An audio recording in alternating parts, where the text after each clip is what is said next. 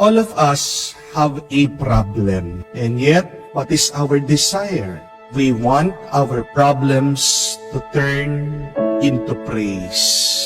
Wala naman tao na gusto niyang nananatili yung problema niya. Di po ba? Nais ng bawat isa ng ating mga bighati ay maging pagpupuri. But that is the question. How can we turn our problem into praises? How can we transform our sadness into joy?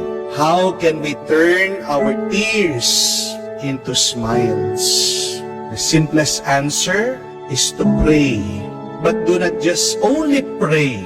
I invite you to pray, to bring your prayers to the altar of God. Pag tayo ay nananalangin, dalhin natin ang ating mga dasal, ang ating mga hiling sa altar ng Panginoon. What is the altar? It is an acronym. A-L-T-A-R. Each letter stands for something. Altar is a process of how we should pray to transform our current life now so that we can be more blessed. And I want you to remember each word of the first letter of that word, altar. A. The first step is ask God. Humiling sa Diyos.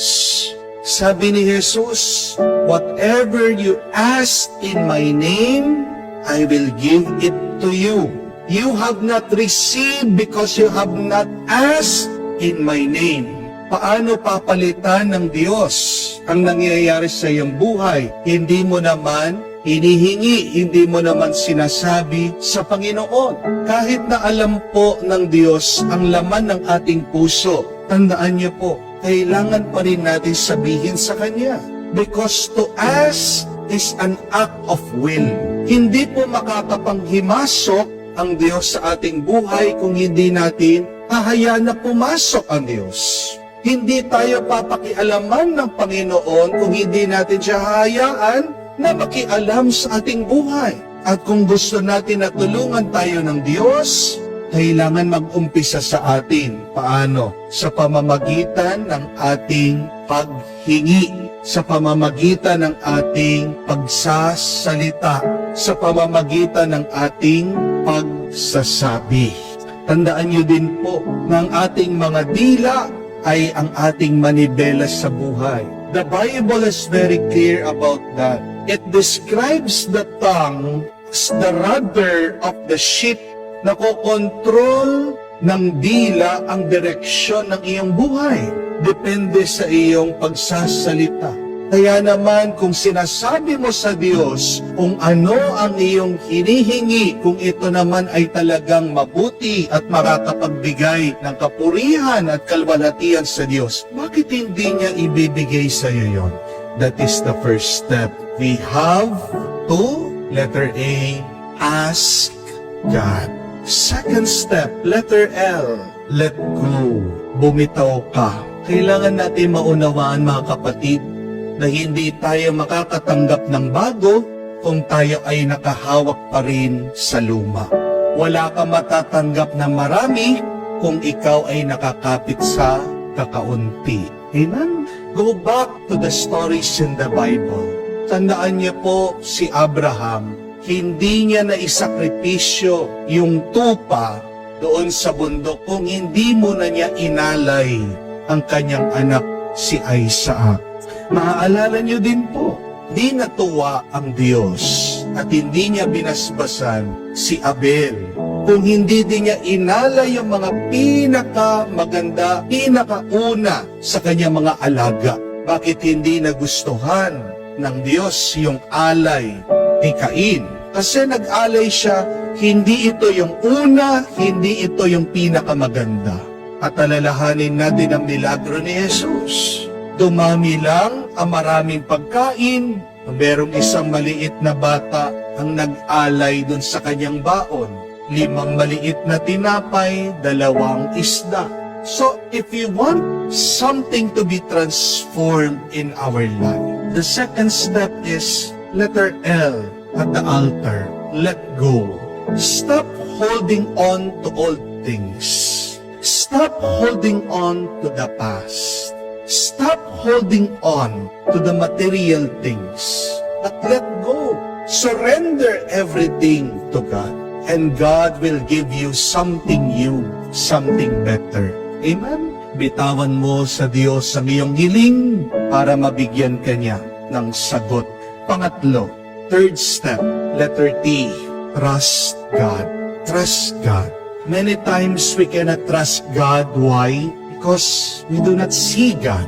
But it does not mean that when you do not see something, it does not exist. Hindi naman ibig sabihin na di mo nakikita, hindi yan totoo. Maraming mga bagay sa ating buhay, hindi natin nakikita pero alam natin totoo. Nandiyan ang kuryente, di mo nakikita pero alam mo totoo.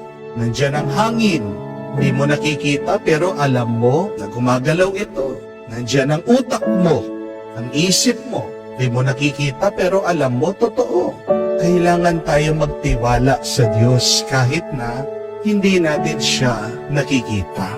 Dahil hindi rin maibibigay ng Diyos sa iyo kung hindi mo siya pinaniniwalaan. The foundation, whatever you want God to give you, is a deep trust. Bago gumawa ng milagro ang Panginoon, kung maalala niyo po, sa mga sinasagot niya ng hiling, palagi niya tinatanong, do you trust me? Naniniwala ka ba? At pag sumagot sila na naniniwala sila, dun palang nangyayari yung kanilang pinagdarasal. Madalas po, naririnig ko sa mga may problema ito, Father, para bang nahuhulog ako? Parang nahuhulog ako pag ako'y nakahiga. Para bang nahuhulog ako? There is a good reason why we feel that way. Pag tayo po ay mayroong pinagdadaanan na pagsubok. Nahuhulog, hindi dahil ikaw ay nababaon sa iyong mga problema. But God allows you to feel that you are falling because He wants to catch you. Remember, the trust is the experience of a little child being thrown at the air. Ang bata, pag hinagis siya ng kanyang magulang, hindi ito umiiyak. Pero ano po ang kanyang itsura? Anong kanyang nararamdaman? Tuwa, galak. Bakit siya natutuwa? Kasi alam niya, pag nahulog siya, sasapuhin pa rin siya. Yayakapin pa rin siya. Sasaluhin siya ng kanyang magulang. That is what trust means. It means you know that God will catch you. It means you know God will help you. It means you know God will not allow you to suffer very long. The third ingredient, T, trust God. Or letter A in the word altar is to accept it is not yours. Tanggapin mo ano man ang nangyayari sa iyong buhay ngayon. Hindi sa'yo yan. Kaya nahihirapan ka kasi inaangkin mo, sinasarili mo. Kaya nabibigatan ka kasi binubuhat mong mag-isa. Again, surrender it to God by saying, I accept this is not mine. Lahat ng nasa iyo, kayamanan, tagumpay, tuwa, ganon din po. Lungkot, problema, bighati. Sa Diyos lahat ng yan. Kung ikaw man ay may problema sa asawa mo, sabihin mo, Panginoon, di ba ikaw ang gumawa nito? Problema mo din ito. Tulungan mo ako. Kung may problema ka sa pera, sabihin mo, Panginoon, ikaw ang may gawa ng lahat ng kayamanan. Ikaw ang may gawa sa akin. Hindi ko lang problema ito, problema mo ito. Kung meron ka man sakit, sabihin mo, Panginoon, nasasaktan ako, nasisira ang katawan na ito, na sa'yo. Sinong may problema? Hindi lang ako, problema mo ito. When you accept that what is happening in your life is not only yours, but ultimately it is with God, it is for God, then your life will change. Hindi mo masyadong pepersonalin ang mga bagay-bagay sa iyong buhay. Magiging magaan ang iyong pinagdadaanan dahil alam mo, bandang huli, sa Diyos lahat ng yan, hindi sa iyo. huwag mong aangkinin para hindi ka mabigatan. Amen? Kahuli-hulihan.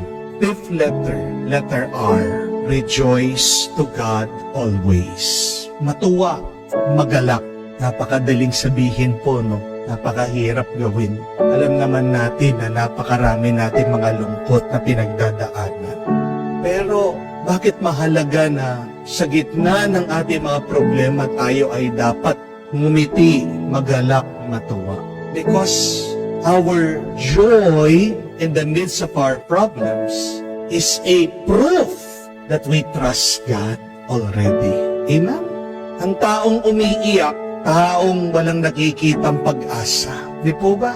Pero pag ngumingiti ka, pag tumatawa ka, pag nagagalak ka, alam mo, kapalapit na ang tutulong sa'yo. Di po ba?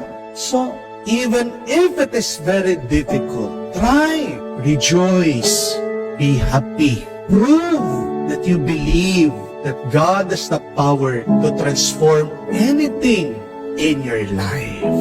So my dear friends, this is really the key to transform our problems into praise. Pray going to the altar of God. A, ask the Lord always. L, let it go. Surrender everything to God.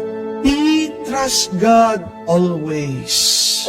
A, accept it is not yours. Do not be burdened by so many things. And R, rejoice always. Every day, go to God's altar and you will be blessed by His grace.